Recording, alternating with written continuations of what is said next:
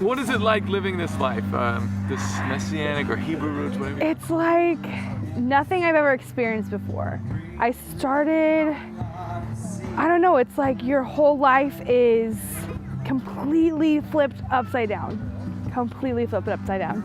You're laughing at me. Don't let them. And it's literally, it comes from within. You're like, you can feel the spirit moving, and it's like, sometimes you want to weep, but it's not like sadness. It's like weep with joy, and you're like in awe because you can feel him moving in you, and like you do have trials and tribulations like anything else, but whenever that happens, you know in your spirit, in your heart, that he's in control, and you don't have to really worry about it. Like, I have a hard time like giving it up to Yahweh and giving it up because I just want that control. I want to do it my way, and then I end up just giving it to him anyways, and it's like instant, and I don't even know, it's just like your whole life is like transformed. You are a brand new person. How did you come into this? How was your life transformed? What was tipping point? My tipping point was I went to this conference and Brad Scott was giving it. He's Hold on 1 second, sorry. Our audio can handle a lot, but I can't handle that. That's amazing. Maybe you could just say that one more time. Okay, I started out like the tip. This is gonna be fun. Okay, maybe. Okay. The tipping point when it first we went to, it was just a seed planted because we went to the Brad Scott conference, and he was talking about basically the Hebrew roots and how you use the Hebrew to how it's all agriculture and it's circular. It's not a linear. Yahweh doesn't work linear. He works circular. So it's like a circular face. So everything comes back around and does it all over again. So like, just like with like you're doing a harvest, you till the ground, you plant, you water and feed, and then you harvest, and you do it all over again. That's how he works in you. So he like strips down your sin and impurities, and then he plants a seed in you, and then you have to water it and feed it by reading the word and praying and just being diligent and just putting your mind to him. And it's really, really hard. It is really hard, but it's so worth it. It's so worth it. What did you leave behind? I left behind a whole bunch. Like I was, when I was little, I went through, my dad was Pentecostal, so I went from being Pentecostal to Baptist to not being in church. Like I would read my Bible every once in a while, but it wasn't. And like I went through a really hard time with my mom's ex-husband, very abusive, and I don't think I would have gotten out of that situation and turned out the way I did if Yahweh's hand was not on us, because that was a really bad situation, but we came out awesome. We came out amazing. So, and then from there, we were not going to church at all. And then Heather and Lewis told us about this Brad Scott conference, and we went there, and it was like our eyes were opened. Like that conference was like the beginning. That was that tipping point. That was when we were like, ooh, what's this? This is cool. Let's study more. And then they were having home study. So we would go over there, and that's where we learned about the Sabbath. That's where we learned about all the feasts. And then my mom was a studier. So she studied everything, and then she's like, oh, this is what we're doing. Let's do it. And we just jumped on board. So from there though, going to like Sabbath and having the family is so crazy. It's like we're all like-minded and we can all come together even though we have some rifts and we disagree on things, but we just talk it out.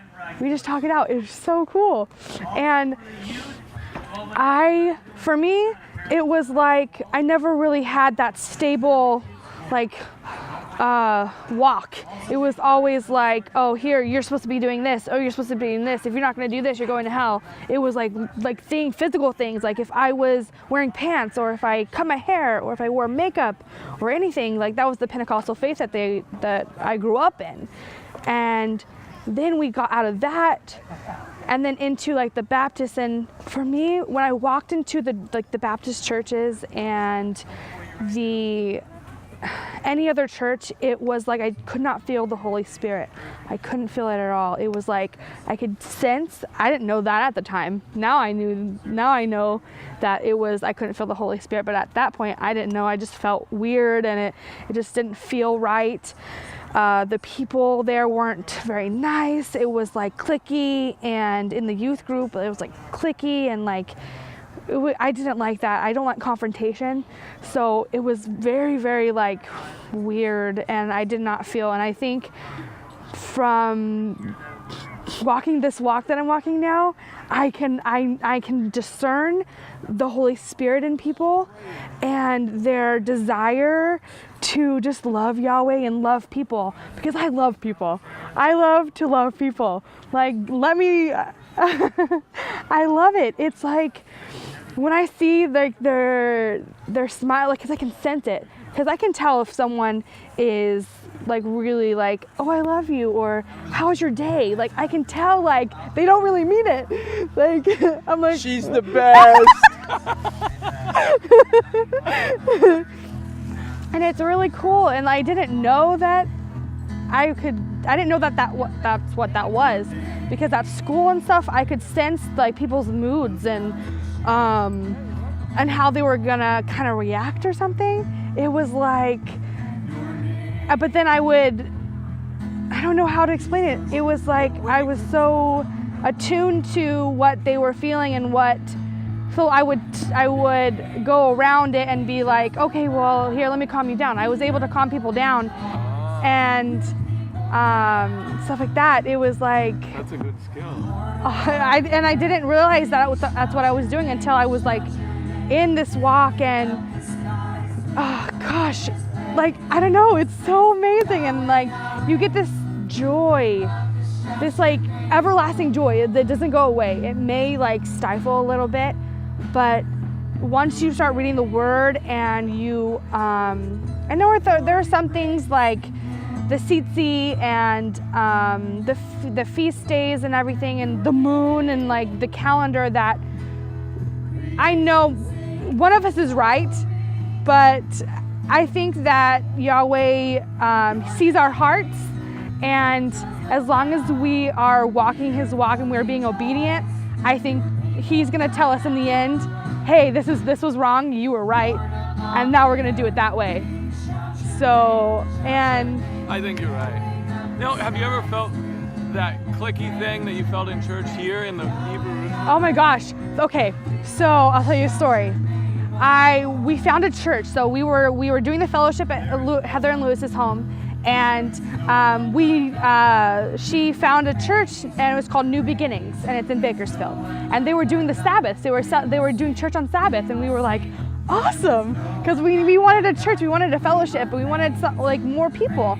And so the minute I walked into that place, it was like I could feel the Holy Spirit. It was just instant. I'm home. I am here. He's here. And we went there for about 2 years, and it was awesome. And then they started going backwards. They like told us to go on these websites that said deny the name of Yahweh before you can enter, and they weren't saying Yahweh anymore because they said it was a devil god or something. It was some god random god that was like God of War or something. And we were like, what's going on? And that's when I felt the Holy Spirit leave. It was gone. And it was like, I wept. I went there one last time just to maybe, okay, Yahweh, what are you saying? Is it time to go? And it was like, through the whole worship service, the whole everything, it was like my heart broke. What were they saying instead of Yahweh? They were just saying Jesus Christ, and not that those are bad, but it wasn't, there was no, the Holy Spirit wasn't in it. Nothing was stirring. It was just mainstream. They were trying to mainstream it and get as many people there as possible, because we were dwindling down to the few, like we're supposed to. We're called out people. We're called. He called us by name. So it was like, I instantly knew when he left. The Holy Spirit left. It was crazy. So with this group you're in now, do you always feel welcome? Do you feel like they're... Oh yeah. I could go to any of these tents right here and be like, hey guys, what's up? My name's Raegan. Like, and they're welcome. They'll hug you and you're just a part of this. And it was so amazing because the first time we came, it was like, whoa, everyone is on the like mind, and we have such desire to praise Yahweh and to walk this walk, and we're all on like-minded, and we can come together and be a family. Like, I can go to anybody here and just give them a hug, and I can tell my testimony to them, and I can talk to them and be like, hey, do you have some food? Like, you literally can do that, and they won't turn you away. There's never turn away.